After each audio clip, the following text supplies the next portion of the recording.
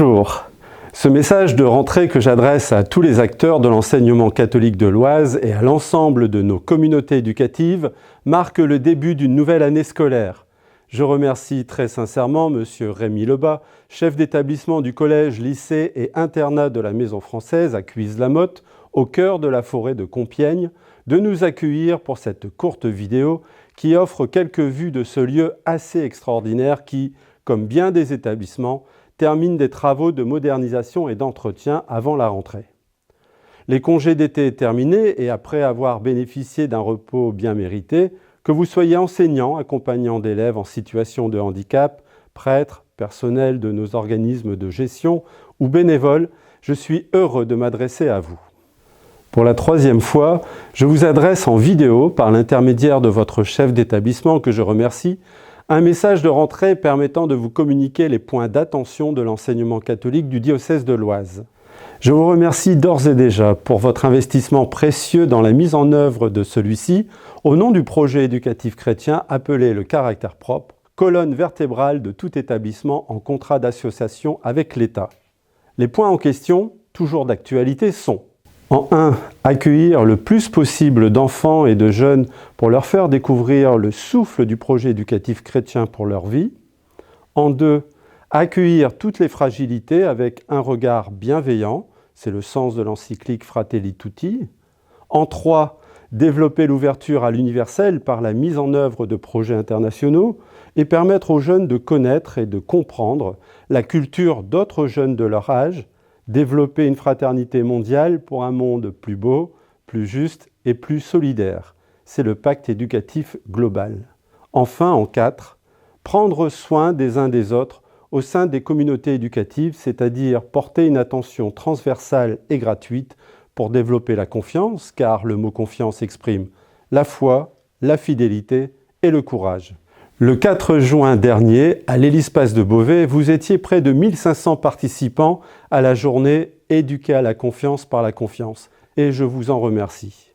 Au-delà du plaisir de se retrouver dans un climat fédérateur en présence de notre évêque et du secrétaire général de l'enseignement catholique, vous avez pu apprécier la diversité des prises de parole qui témoignent des richesses vécues dans les établissements et les visées éducatives institutionnelles.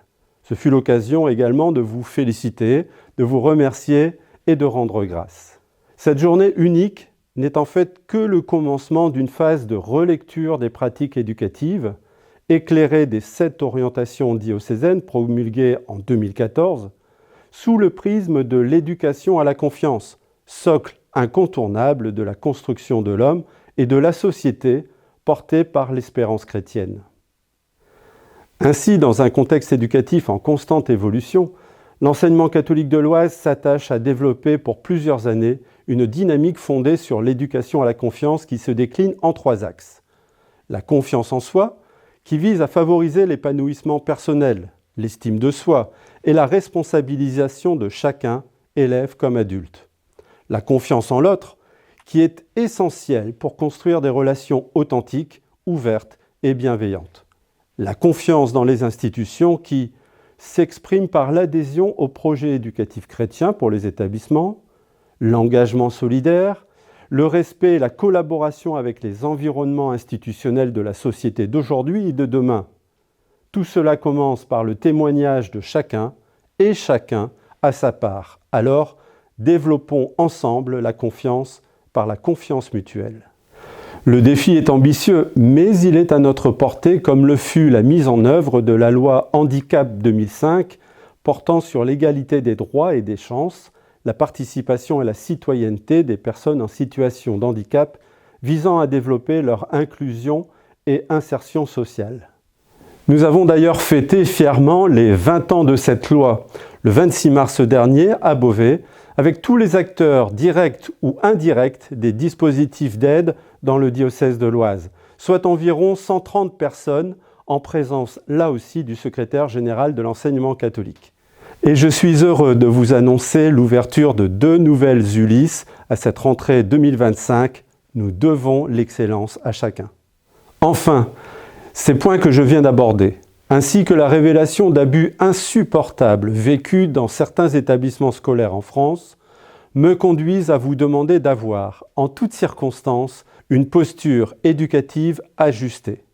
En effet, il est de la responsabilité de chacun, et en premier lieu des chefs d'établissement, d'être fidèles au projet éducatif fondateur de l'école catholique et à l'engagement, avec les familles et l'État, de faire grandir les enfants et les jeunes dans un environnement sain et sécurisé, porté par un regard bienveillant et des postures respectueuses de la dignité des personnes. J'ai confiance en vous. Avec le soutien inconditionnel de Monseigneur Jacques-Benoît Gonin, évêque de Beauvais, Noyon et Senlis, abordons avec enthousiasme et grande confiance cette nouvelle rentrée. Avec l'équipe de la direction diocésaine, je vous adresse tous mes encouragements et vous souhaite une très bonne année scolaire.